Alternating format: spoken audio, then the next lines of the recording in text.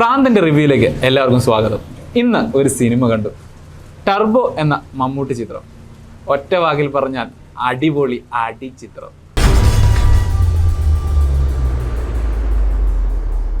Cinema തുടങ്ങി ആദ്യ സീനിൽ തന്നെ മനസ്സിലാകും ഇതൊരു സാധാരണ അടിപ്പടവോ മാസ് പടവുമല്ല. മലയാളത്തിൽ ഒരുങ്ങുന്ന മാസ് പടങ്ങൾക്ക് ഒരു പ്രത്യേകതയുണ്ട്. ഗ്രാമവും ഗ്രാമത്തിലെ റൗഡിയും അയാളെ തല്ലിത്തോപ്പിക്കാൻ വരുന്ന ആളും അങ്ങനെയൊക്കെ ഒരു സൈഡിലേക്ക് ഒതുങ്ങാറുണ്ട്. ഇത്തരം ഒരു മേക്കിംഗ് സ്റ്റൈലല്ല ടർബോ എന്ന ഈ ചിത്രത്തിനുള്ളത്. Exactly high voltage Mammootty performance.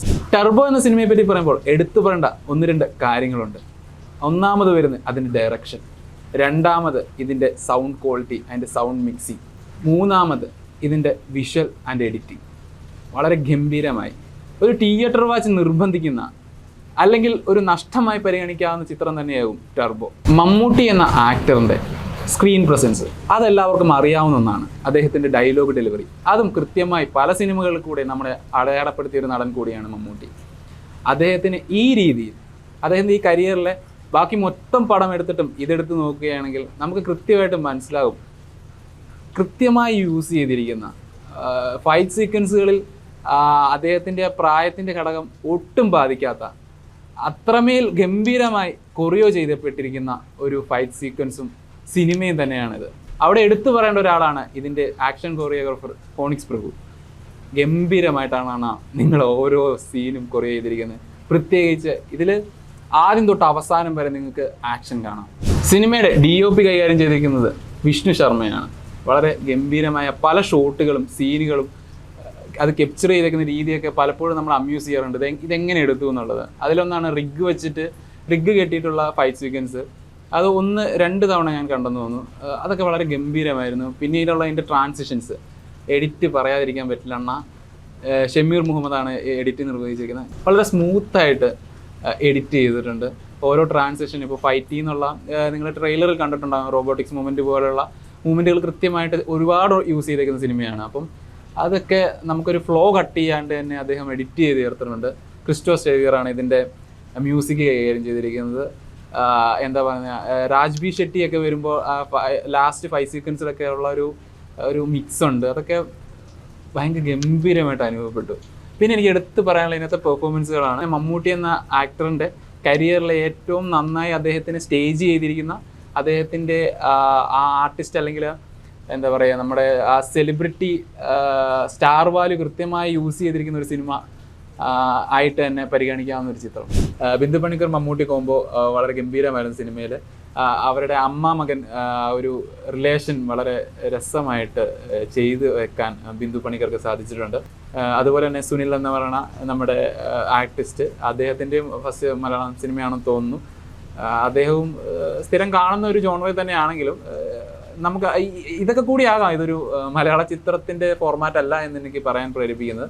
ഇവരുടെയൊക്കെ ഒരു ഇൻകോർപ്പറേഷനൊക്കെ വളരെ രസകരമായിരുന്നു. പിന്നീട് ഇതിൽ മറ്റൊരു ലീഡ് ചെയ്ത അഞ്ജന ശബരീഷ്, ഇവരുടെ കോംബോ വളരെ ഗംഭീരമായിട്ട് തന്നെ സിനിമയിൽ വർക്കായിട്ടുണ്ട്.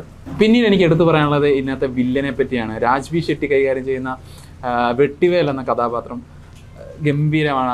അദ്ദേഹം ആസ് ആൻ ആർട്ടിസ്റ്റ് പ്രൂവൺ ആയിട്ടുള്ളൊരു ആർട്ടിസ്റ്റാണ്. ഇപ്പോൾ ടോബിയിലാണെങ്കിലും അദ്ദേഹത്തിൻ്റെ ഡയറക്ടോറിയൽസ് ആണെങ്കിലും എടുത്ത് നോക്കിയിട്ടുണ്ടെങ്കിൽ വളരെ ഗംഭീരമായ ഒരു മനുഷ്യനാണ്. അതിനിപ്പുറം നല്ലൊരു ആർട്ടിസ്റ്റാണെന്ന് നമ്മൾ തെളിയിച്ച ഒരാൾ. അദ്ദേഹത്തിൻ്റെ ഫസ്റ്റ് മൂവി എന്ന രീതിയിൽ വളരെ ഗംഭീരമായ ഒരു സ്റ്റാർട്ട്. ഒരു വില്ലനെ വെറുതെ വന്ന് പോകുന്ന ഒരു വില്ലനാക്കാതെ നായകൻ ഒരു സൈഡ് സ്കോർ ചെയ്യുമ്പോഴും വില്ലൻ്റെ ആ പവർ കൃത്യമായി നായകനിലും ആ സിനിമയിൽ ഉടനീളം കാണിക്കുന്ന രീതിയിലാണ് രാജ്ബി ഷെട്ടിയെ പ്ലേസ് ചെയ്തിരിക്കുന്നത്. അതെനിക്ക് വളരെ അധികം ഇഷ്ടപ്പെട്ട ഒരു സംഭവമാണ്. അതുപോലെ തന്നെ രാജ്ബി ഷെട്ടിക്ക് അവസാന ഫൈറ്റ് സീക്വൻസ് അത് എല്ലാവരും ഇനി എടുത്തു പറയാൻ പോകുന്നൊരു സംഭവമായിരിക്കും. റീലുകൾ ഒരുപാട് ഓടാൻ പോകുന്നൊരു സാധനമായിരിക്കും. കാരണം അദ്ദേഹത്തിന് കൊടുത്തേക്കുന്ന ഫൈറ്റ് സീക്വൻസ് വളരെ ഗംഭീരമായിട്ടാണ്. ഒരു വില്ലൻ സാധാരണ നായകൻ്റെ അടികൊണ്ട് വീഴുന്ന ഒരു വില്ലനെയാണ് എല്ലാവരും പ്രതീക്ഷിക്കുക അല്ല കണ്ടിട്ടുള്ളത്, മലയാള സിനിമയിൽ പ്രത്യേകിച്ച്. ഇത് തിരിച്ച് അയാൾ ഫയർ ആവുന്ന ചില ഒരു സീക്വൻസുകളുണ്ട് വളരെ രസമായിട്ട്. ഈ പടം കറക്റ്റ് ആൻഡ് പക്ക ഒരു ആക്ഷൻ സിനിമയാണ്. നിങ്ങൾ അത്തരം സിനിമകളുടെ ആരാധകരാണെങ്കിൽ തീർച്ചയായും തിയേറ്ററിൽ പോയി കാണേണ്ട സിനിമ. അതിനുമപ്പുറം ഇത് ഒരു തിയേറ്റർ വാച്ച് ഡിമാൻഡ് ചെയ്യുന്നൊരു സിനിമയാണ്. ഇതൊരു ഫോണിലോ ഒരു TV-യിലോ ഇരുന്ന് കണ്ടാൽ ഒരിക്കലും നിങ്ങൾക്കതൊരു എൻജോയ്മെൻറ്റ് തരില്ല തിയേറ്ററിൽ നിന്ന് കിട്ടുന്നത്. അതുകൊണ്ട് തന്നെ നിങ്ങൾക്ക് പോയി കാണാവുന്ന മനോഹരമായൊരു ചിത്രം തന്നെയാണ്.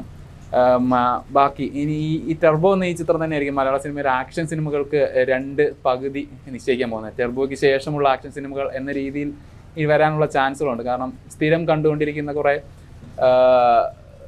ക്ലീശകൾ പൊളിച്ച് ഒരു സിനിമയാണ്. ഇതിൻ്റെ എൻഡിൽ കിട്ടുന്ന ഒരു സർപ്രൈസ് ഫാക്ടറുണ്ട്. അതൊക്കെ ആളുകളിലേക്ക് കൈയടിപ്പിക്കാൻ തോന്നും. അറ്റ് ദ എൻഡ് നിങ്ങൾ ഈ സിനിമ കണ്ടിറങ്ങുമ്പോൾ യെസ്, ഈ സിനിമയിൽ എന്തോ ഉണ്ട് എന്നൊരു ഫീല് തോന്നിക്കും. ഒന്ന് മാത്രമാണ് ഇതിനെപ്പറ്റി പറയാനുള്ളത്. ഈ പടത്തിന് ശേഷം മമ്മൂട്ടി എന്ന അഭിനേതാവിനോടുള്ളൊരു എന്താ പറയുന്ന ഒരു സ്നേഹത്തിൻ്റെ പുറത്ത് അതിലെ തന്നെ ഡയലോഗാണ് എനിക്ക് പറയാൻ തോന്നുന്നത്. തീർക്കാൻ പറ്റാത്തതൊന്നും ജോസ് തുടങ്ങാറില്ല എന്നുള്ളതാണ്.